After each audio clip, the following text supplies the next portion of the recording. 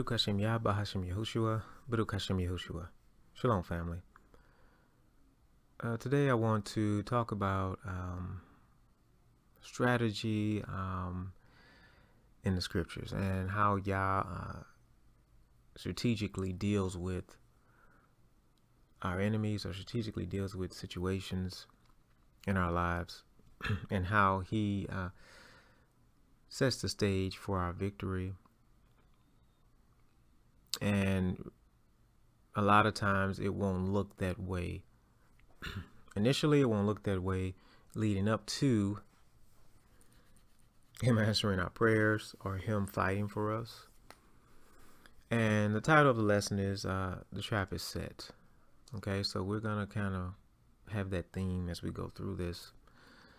And when we think about a trap being set, we have to understand who's setting the trap, who the trap is for, okay, and the impact it will have in the end. Because the scripture teaches us in many places about traps being set for us, snares, and how Yah will deliver us from those things and protect us from them. But we're going to be coming out of the book of Esther today, and we're going to kind of deal with the story of Haman or Haman and Esther and Mordecai and what happened there. There are other examples of traps being set in the book of Samuel, the book of Judges, Exodus. There's so many places in the scriptures, Daniel, where traps were set, and it didn't look good initially. Okay, like I said, I can go on and on with these different accounts of how Yah set traps. Okay, but it didn't end the way that people would think it would end. Okay, especially those who thought, okay, and I emphasize thought, they were setting a trap for Yah's people. Okay, so we're going to come out of Esther, and basically we'll there's a lot to cover here, but we're not going to just go through every scripture. Okay, we're going to start with Esther's 3rd chapter. Okay, and just a little history prior to getting to this point. Haman or Haman was high ranking in the land in Persia. While the Persians were in rule, they had defeated the Babylonians and they were in control. And Mordecai and Esther, who were cousins, were in the land as well. And the king had a wife, and she disrespected him, so he got rid of her and wanted to find another. And Yah set it up where he chose Esther. Esther was chosen to be his wife. Okay, so she was the king's wife. She was the queen. And Haman had a disdain for Mordecai because he did not give him the respect he thought he was due. Okay, when he would go through the land or make his moves in the land, that everybody was either bowing to him or showing him some kind of reverence, and Mordecai wouldn't do it. Okay. And, they were Israelites, Mordecai, Esther, and that was their people. And Haman wanted to eliminate Mordecai. Okay, so his trap and plan was to get rid of Mordecai. And once he determined Mordecai's people, being Israelites that were in the land, he went a step further to not only get rid of Mordecai, but get rid of all the Israelites in the land as well. Okay, by convincing the king to sign a decree, okay, which then will allow the other, or instruct the other nations around and that were under that rule, to then destroy the Israelites, okay, in a certain day, in a certain month, things like that. And we're going to get into that. I just wanted to give you a little backdrop on it. You can read the book of Esther and get all the details. I just want to get to the point where Haman's trap, okay, was starting to take shape. Okay, so we're gonna be in Esther 3rd chapter, And the reason why Yah set all this up is because he wanted to give Israel a major victory. They had been in captivity all these years in Babylon, and actually under Persia, they were allowed to start to rebuild Jerusalem and things like that. Well, it's in the scriptures, but I just want to focus on this. Yah wanted to give them a victory and to deal with, these heathen nations that were around. So he set the stage in this way. He, made Vashti, or the king's first wife, disrespect him, so he got rid of her, and he made him get another one, and he, which is the Most High Yah, had him pick Esther. So this is the first part of this. So this is really more complex than it seems. Things were not done out of coincidence. This was all set up. Esther was even born for this purpose, to be in this position to forward this action and this outcome that Yah wanted, So, but Haman doesn't know any of this. And our enemies don't know any of this. So if someone's plotting something against you, and we'll get into the story here, understand that if you're trusting Yah, then it was all designed. They were supposed to plot something against you. But the outcome is not going to be what they think. So let's get here, Esther 3rd chapter, verses 12 through 15. And the sovereign scribe were called on the 13th day of the first month, and the decree was written according to all that Haman commanded. This is going to be, let's get rid of these Israelites, and we're also going to get rid of Mordecai. We're just going to get rid of all his people too, To the viceroys of the sovereign, and to the governors who over each province, and to the officials of all people, to every province according to his writing, every people in their language. It was written in the name of the sovereign Ahasuerus, and sealed with the sovereign signet ring. So this decree is sent out, and the sovereign gave his ring to seal it. I mean, he was ignorant to it. He didn't know. It's almost like Daniel in the lion's den kind of deal. He didn't know what he was, involved in. He just agreed to get this decree out here. But it was a plot, to get rid of these people. And letters were sent by runners into all the sovereign's provinces. And, we're going to find out, because at this point, the king doesn't know this is Esther's people, So all these runners came out to cut off and slay, to destroy all the Yehudim, all the children of Israel that were in those lands, both young and old, little children, women, in one day, on the 13th day of the 12th month, which is the month of Adar, and to plunder their possessions. A copy of the writing to be made law in every province was published for all people to be ready for that day. So we were busy writing all these laws up. And I keep saying that because, see, Yah, he follows patterns. I've made videos about set apart patterns. He does things in a pattern way, and they will repeat themselves. Everywhere you find Israelites, these patterns will repeat themselves, in one way or another. And it may not play out exactly like this, and maybe in a physical sense. A lot of times it's a spiritual sense. A lot of times the fighting will be Yah doing it. He's doing it anyway. But a lot of times we're not going to have to lift a finger, But we look at this here, because it's a pattern that we have to understand how Yah works.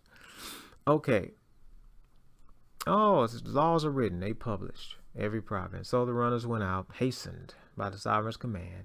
The decree was given out in the citadel of Shushan. Sovereign and Haman then sat down to drink. But the city of Shushan was in confusion. So, what's going on? What is all this? And of course, the Israelites were terrified. I mean, once they saw this, why? What's happening? These people are going to destroy us and take all that we have? For what? Doesn't make sense, right? But they have to understand where this is coming from. This is coming from Yah for a purpose, for a reason. You know, Yah, when you put us in captivity in Mitzrayim or Egypt, it was a reason. I'm going to show my wonders there. I'm going to show that that Israel has Elohim. I'm going to have a wondrous victory there and show myself strong in that land. And I'm going to do all this stuff to get to that point. Slavery, and actually a lot of things that were not pleasant that went on, okay, in that land to our people. After having been there all that time in peace, then all of a sudden, you know, Pharaoh comes along and enslaves us through the power that Yah gave him and the mind that Yah gave him. So you have to understand that Haman's motives and his moves are being influenced by Yah, just like Pharaoh's motives and means and things he did were being influenced by Yah. Because Haman doesn't know this. Okay, so let's keep going. All right, they sitting down to drink. They didn't set this decree out. And, you know, Haman is like, you know, hey, we got this is great, but Mordecai, you got to be dealt with too, you know. And his family and his wife, okay, they come up with an idea. Or so they think they came up with an idea. So you have to understand where these ideas are coming from. Because Yah's in control. All right, so Esther 5:14. So his wife Zeresh and all his friends said to him, now this is concerning Mordecai. We got to deal with him, right? He didn't bother me. He's a filthy Israelite, piece of trash. Got to get rid of him and all his people. I already got this letter going out.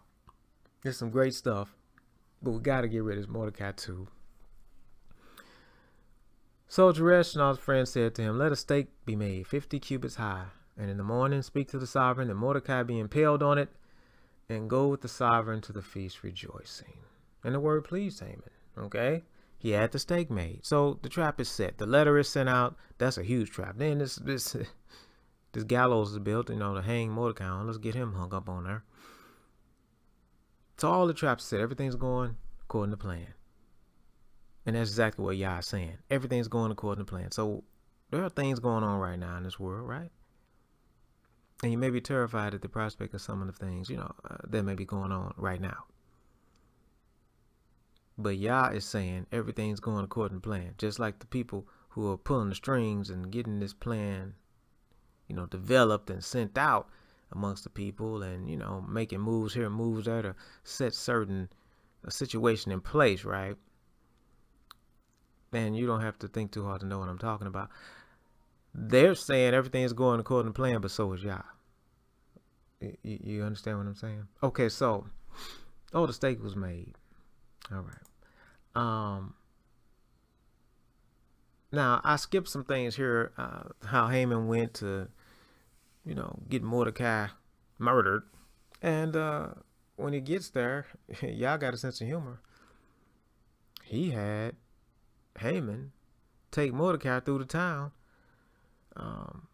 and honor him, because Mordecai had kind of did a favor for the king and protecting him from assassination attempt, things of that nature. And when he did that, he hadn't done anything to repay him. So then he had Haman repay him. Of course, Haman thought he was going to honor him. He said, what do I do to a man I'd like to honor? And Haman said, oh, you let him ride king's horse and put on all these robes and, you know, take him through the town and say, this is what the king does to the man he delights to honor. Something to that effect. Okay, you can read it. And he said, good, now you go do that for Mordecai. So Haman was humiliated, because he had to take Mordecai through the city, and a great honor was bestowed upon him. So yes, Yah has a sense of humor in this. So that part I'm kind of skipping over because I want to get to the meat of what's going on here, but you can read that. So we're going to go to Esther 7 here. Now, Esther had a feast. Okay, a feast, and she wanted to invite Haman. Of course, Mordecai had already come to Esther and told her Haman's plan. He's trying to destroy all our people. You have to help. This is what you are here for. And she had to fast because she was, you know, she was nervous about this whole thing. But she said, you fast, I'm fast, pray. I'm going to go to the king. And she, you know, did a fast and built up enough courage to go to him. And basically, she wanted to have a feast and invite Haman. Okay. So Haman was ecstatic. Okay, he was um, so very happy that this had occurred. And he was like, man, I'm the only one invited. This is going to be great. I mean, how can things get any better than this? I still want Mordecai dead, My happiness won't be complete till Mordecai's out the picture and his people, but this is great. And I'm paraphrasing, but it was all going so well for Haman, wasn't it? He's going to a feast now. But see, the trap has been set. See, now Esther has a trap, right?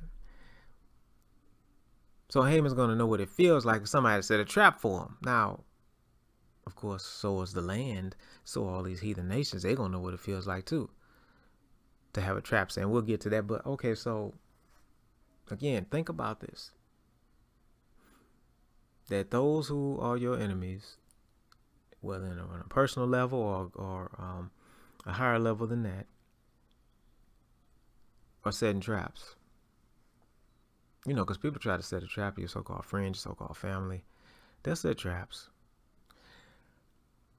But you have to understand, if you are trusting and serving Yah, then really, Yah's the one setting the trap. He's just using them to set it, and then, of course, he's going to throw them in it. And you can look at Daniel, and the lion's den is a very good example of that. But, and so is this. So we're going to keep going here. So they're sitting there, and the king basically asks Esther, Esther 7, 2-6. Second day, there was a feast, and the sovereign said to Esther, what is your petition, sovereigness Esther? And it is given to you. What is your request? Okay? If you want half my reign, I'll do it. Whatever you need me to do.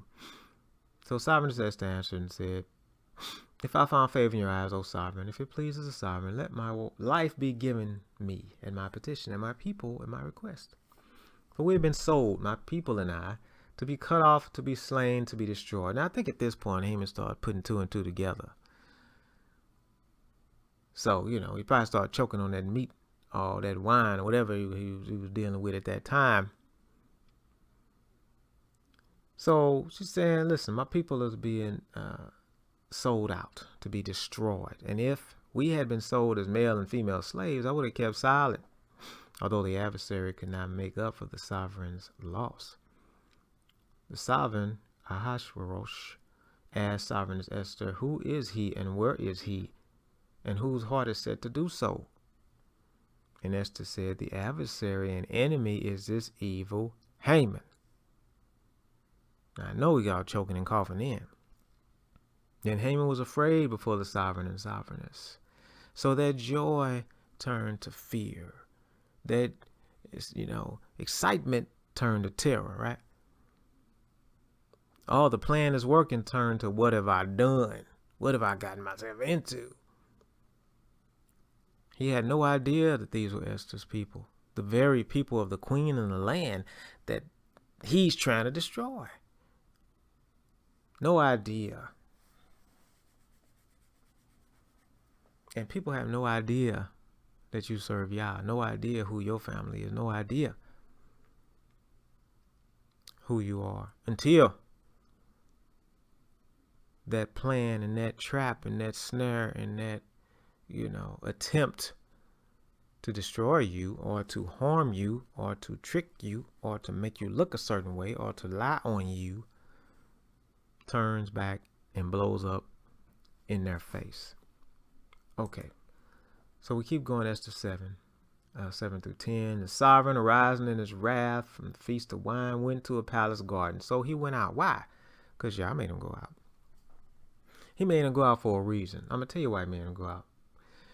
Take a look. And Haman remained before sovereigness Esther, pleading for his life, for he saw the evil had been decided against him by the sovereign. And when the sovereign returned from the palace garden to the place of the feast of wine, Haman was falling on the couch where Esther was. So Yah said, fall on the couch. That'll be more convincing. You got to really plead and let her know you're serious. But then, once that happened, Yah put a thought in the king's mind. And when the sovereign saw it, he said, oh, you already done all this wickedness here, right? but also to ravish the sovereigns while I'm in the house. You're just gonna rape my wife? Right here? You done lost your cotton picking mind. You're gonna rape my wife after all this. And so that thought was a trap. That scenario was a trap for Haman to be dealt with. Not just Haman, okay? We'll see, but not just Haman.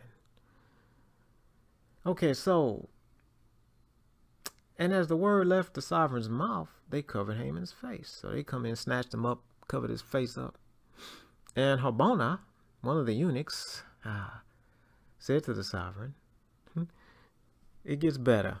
The story gets better, okay? Because y'all just setting it up. He's just setting it up. He just putting people there where they need to be, when they need to be, to say what they need to say, when they need to say it. This eunuch said, King, see the stake 50 cubits high, which Haman made for Mordecai, who spoke good on behalf of the sovereign. This man who saved your life, this man who made sure you were protected, this man who you just honored. Haman trying to kill him too. So the sovereign said, impale him on it. Hang this fool on it. So who set the trap? Now I'm sure he gonna be hung on this thing thinking, thanks a lot, family. Thanks, wife, for giving me this idea. But the wife didn't give you the idea. Yeah, I just used her mouth to give you the idea, because those very gallows and things you built, that was your instrument of death for you. That was made for you. So he the one gonna be impaled on it. And they impaled Haman on the stake that he had prepared for Mordecai, and the sovereign's wrath was abated by Haman. You understand? It's like by Felicia, by Haman. But the story doesn't end here. Okay? There's more. Now, there's another trap has been set for Israel now, right? To be destroyed by all these surrounding nations and peoples. So this had to be dealt with now, right? This is part 2. This is y'all really gonna finish things up, because this was the whole goal, right? So Esther, the end of we're in Esther 8th chapter 1 through 3 and 8 through 9. I'm gonna kind of paraphrase some of this, but Esther, verse 3, she fell down. But first of all, let's go before verse 3. Okay, verse 2, the sovereign took off his ring, and he had taken off Haman and gave it to Mordecai, and then he gave the house to Esther, and Esther gave Haman's house to Mordecai. So he had a ring from the king, and he gave Mordecai basically Haman's house. So the house Haman lived in, Mordecai was over that. You see what he's doing here? Haman had no more use for it, huh? So Esther spoke to the sovereign again and fell down his feet and begged him with tears to put an end to the evil of Haman, the Agagite, and his plot. She had plotted against the Yudim. He had plotted against Israel to destroy them. Okay? And then the king said, listen, write all you want to write, and just here's my signet. Just write this letter, and I will put my signet on it and send it out to Israel. And it was written that the Israelites can fight for themselves. They can defend themselves, okay?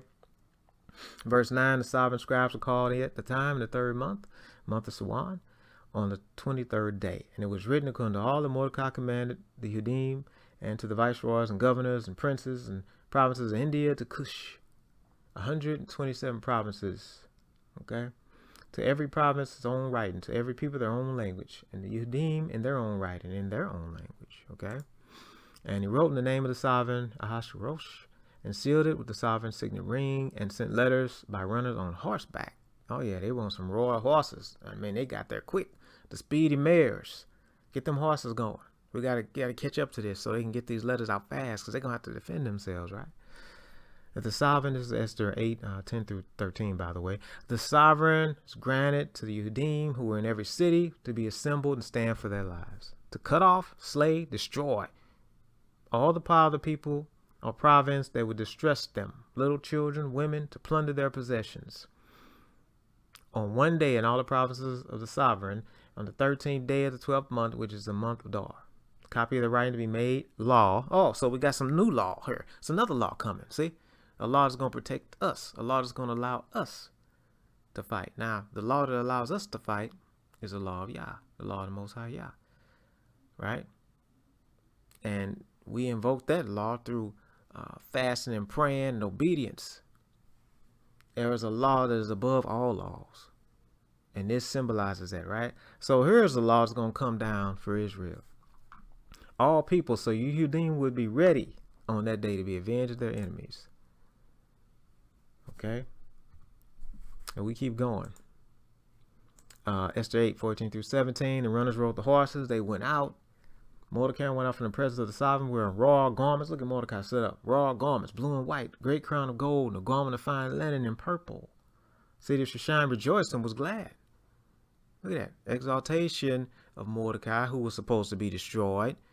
So somebody trying to destroy you, you know, you put yourself in the position of Mordecai symbolically, right? That Yah will not only destroy your enemy because the whole trap was set for him and her in the first place, he would then exalt you. Yehudim, oh man, for Yehudim, that's verse 16. There was light and gladness and joy and value. Every province, every city, sovereign's command decree came to Yehudim. They were joyful and glad. They had a feast and a good day. Many people in the land were becoming Yehudim. That meant they were joining themselves to Israel. They were like, hey, I'm not going to be dying out here. I'm going to help y'all out. I'm going to be part of y'all team, okay? Because the fear of the Yehudim had fallen upon them. They knew what was up. So in the 12th month, the month of Adar, this is Esther 9. 13th day, the sovereign's command as decree came to be done. Okay, so verse 2, the Yehudim assembled in their cities throughout all the provinces of the sovereign to lay hands on those who sought their evil. No one stood against them because the fear of them fell upon all people. And look at this. All the officials and provinces and viceroys and governors, all those doing the sovereign's work, helped the Yehudim. They helped them. So we were helped by those around us who feared, who Yah had set in place to help us, to make it even more powerful. Because the fear of Mordecai fell upon them, okay? And then in verse 5, the Yehudim smote all the enemies with the stroke of the sword, okay? And with a slaughter and destruction, okay? They slew and destroyed 500 men. That's verse 6. It ain't done. It goes through all of the areas and that was destroyed, and the groups that were destroyed. Look at verse 10. The 10 sons of Haman or Haman, they destroyed them. They were killed. The enemy of Yehudim. Whew, let's keep going here because it ain't over. And then the sovereign said, listen, the Yehudim have slain and destroyed 500 men. It's Esther 9, verse 12. In Shushan and the 10 sons of Haman. What have they done the rest of the sovereign's provinces? And he said, what you want? What is your petition? You want anything else? And I'll do it. Esther said, hey, if it pleases the sovereign, let it be given to Yehudim who are in Shushan to do again tomorrow. Let's keep this slaughter going. Let's keep this victory going. And let Haman's 10 sons be impaled. Take them, their bodies, and just hang them up there. So they impaled them. So they up there hanging, dead bodies up there hanging up. So boy, Haman, he really jacked some stuff up, didn't he? But not really. This was Yah's plan from the beginning. Like it says, the trap is set, right? And Yehudim who were in Shushan also assembled on the 14th day of Adar and slew 300 men. Then you go to verse 16. They slay 75,000 of their enemies. Do you see the slaughter that happened? Do you see the destruction of the enemy that occurred because a plan was supposedly hatched by the enemy? A plan that seemed to be working just fine for Haman. This is how Yah operates. So if somebody is setting a trap for you, and they most likely will be, sooner or later, you serving Yah, somebody, somewhere, is going to try to set a trap for you in a personal experience. This may happen. This will happen, I should say. Understand that Yah is the one setting the trap. Who's setting the trap? Who's running this? Who wrote the script for this? Because in the end, it's only going to ensnare or destroy the one who thought they would ensnare or destroy you. And us as a people, well, somebody's setting the trap. Again, who's setting the trap? Why is the trap being set? Who's going to fall in the trap?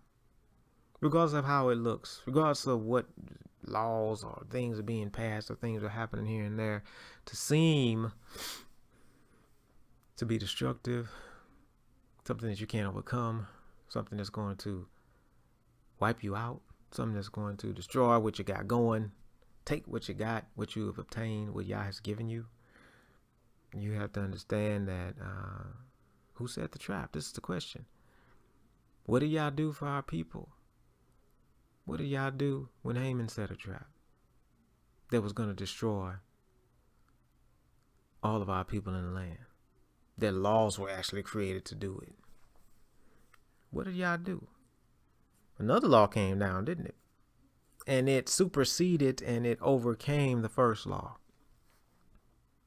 Does that make sense to you? Do you understand how this can be applied to us today?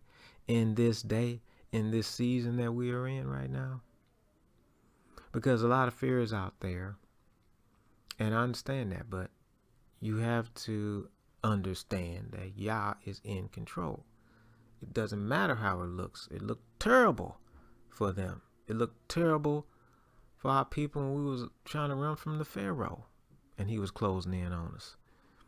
It looked terrible for Daniel being thrown in that lion's den. It looked terrible for the 3 Hebrew boys being thrown into that fire. Everything looked terrible. But it was a trap that Yah had set and he determined the outcome. Okay? So hopefully this will encourage you during this season. Like I said, there's so many examples of this type of pattern in the scriptures. This is not the only one. When it looks like all is lost, then Yah comes in and shows you who really set the trap. So again, read the word, study the word, meditate on the word, pray, fast when you're led, and understand that Yah is the one in control, and there's no trap set that he wasn't involved in. And if you serve him and trust him, only your enemy's going to fall into it. Till next time, hallelujah, and may Yah add a blessing to his word.